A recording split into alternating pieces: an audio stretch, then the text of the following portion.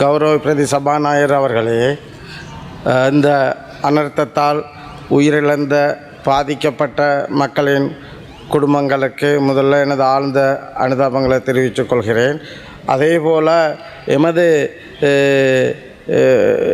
இந்த அனர்த்தத்துக்கு குறிப்பாக அரசாங்கமும் சரி, அதிகாரிகளிலிருந்து பாராளுமன்ற உறுப்பினர்களிலிருந்து ஏனைய பொது அமைப்புகள், பொது மக்கள், நகர ஒவ்வொரு வீடுகளும் சில இடங்களில் பாதிக்கப்பட்ட மக்களோடு ஏனைய பாதிக்கப்பட்ட பல பகுதிகளுக்கான உதவிகளை போய் செய்து கொடுத்திருக்கிறார்கள். அந்த அடிப்படையில் அவ்வாறு ஈடுபட்ட அனைவருக்கும் இந்த இடத்துல நன்றிகளை தெரிவித்துக் கொள்வதோடு எனது பாராட்டுகளையும் தெரிவித்துக் கொள்கிறேன்.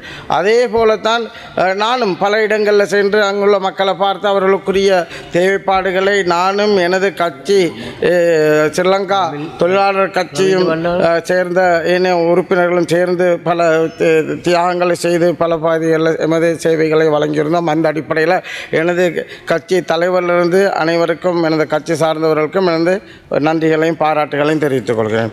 அதே போல் நாங்கள் குறிப்பாக எடுத்துக்கொண்டால் கௌரவ பிரதி சபாநாயகர் அவர்களே, மக்களை கடுமையான சோதனைக்குள்ளாக்கிய டித்வா புயலும் அதனோடு ஏற்பட்ட வெள்ள அழிவுகளும் முகங்கொடுக்கின்ற மக்களுக்கு நிவாரணங்களை வழங்கும் அரசாங்கத்திற்கு நன்றிகளை தெரிவிக்கின்ற அதே வேளை எவ்விதமான முறைகேடுகளும் இன்றி சரியான முறையில் அரசாங்கத்தின் அனைத்து செயல்பாடுகளும் வெற்றிகரமாக நிறைவேற வேண்டும் என மனப்பூர்வமாக பிரார்த்திக்கின்றேன்.